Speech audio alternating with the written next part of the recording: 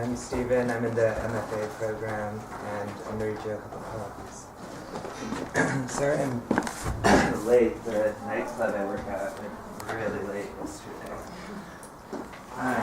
So I brought. I think it was today. It went really early. Early this morning. Early. Very little sleep. So I brought Archaeology Poetry Anthology for the raffle that you could win. And if you don't win it and you like it, it's all available online, so everyone can win. I put this together while I was living at Occupy Wall Street, and on Friday nights they had a weekly poetry reading, and so I wanted to archive that so it was available in the People's Library that we had set up down there. And then it went online, and people from all over the world sent me poems, so it became this huge thing. And in a lot of ways, I feel like it became sort of like a really great representation of what Occupy Wall Street looked at. We took any poem that was sent to us, so it's people saying how much they love Occupy Wall Street, and then it's people saying how much they hate Occupy Wall Street. And one person, they wrote this poem about how much they hated us, and then they used Google Translate to translate it into Japanese to like send it to us to see if we like want to put it in, and then we just like put it in the very front. I mean, we thought it was funny. So I'm just gonna read you a few poems to like give you some highlights of my favorite stuff. This is a poem that Adrian Rich sent us called Liberty, and I haven't read any of these in a while, so I might mess them all up. Ankles shackled, metaled, and islanded, holding aloft a mirror, feral, lipstick, eyeliner. She's a celebrity, a star attraction, a glare effacing the French Revolution's risen juices, vintage taste, the Paris commune's fierce inscriptions, lost in translation. And then this is a poem that this kid named Germ wrote, who lived in the park, and he wrote a lot of poems while he would just basically like scream at people in suits all day and write poems. It's cool. His name is Germ? Yeah. Cool. To the occupation. Hello. I see you standing there with arms outstretched, screaming for justice, red and black bandana draped over your strangled neck, black hood cloaking a brilliant mind. Hello there, I hear you as well, crowd, all you listeners and echoers, chanting the day's news for all. Hello there, I see you too, sign bearer, creatively parading your opinions to skeptical onlookers while you cry inside. I hear those cries and I take them in. Ah, the musicians, the saxophones, trombones, and drums. Ah, those drums, the thunder to our lightning, how they move our spirits and beckon us to battle as in the days of Jericho. How I love you all, how cherished I feel to walk among you and thunderous lockstep towards the bright horizon.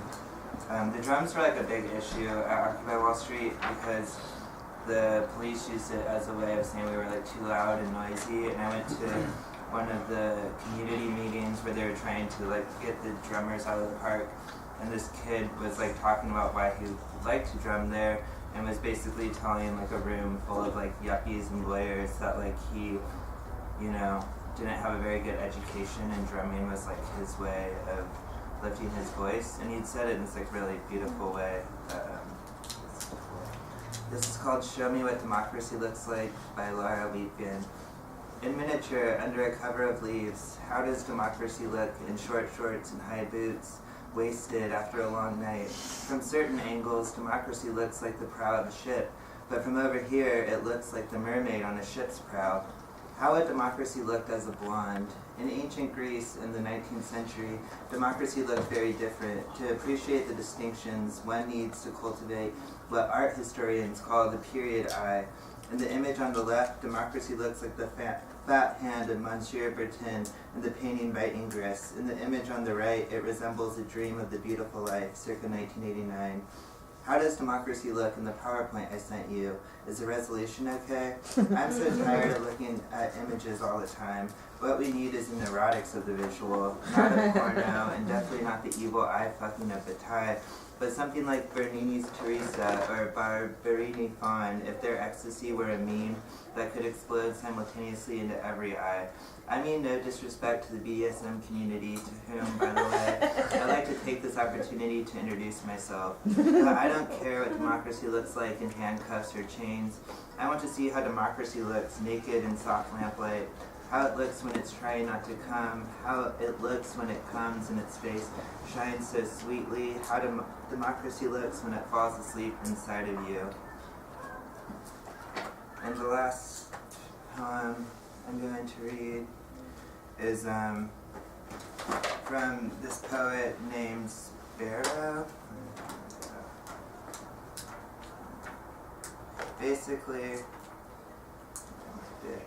Sparrow is like, I was once walking down the street with Sparrow, and Wallace Shawn was walking down the street, and Wallace Shawn thought it was amazing to run into Sparrow. He's like this weird, old school New York poet who now lives upstate in the Adirondacks. But he writes these really small, short haiku poems, and on the last night that we were at Occupy Wall Street, when the police came and tore it all apart, me and my friends were like running around and helping people who had been tear gassed. And then when that was all sort of taken care of, we started reading poems to the police. And I was reading all of these Sparrow poems because there are so many and short and frequent. And one of them had a fart joke in it. And I was like reading them to the police. And the next day, all the police were calling me Sparrow. They thought my name was Sparrow, and like the only poem that any of them heard that whole night was like the fart joke. That just sort of said it all. This is called Marx's poem by Sparrow. Bourgeois is an outdated term. I prefer assholes.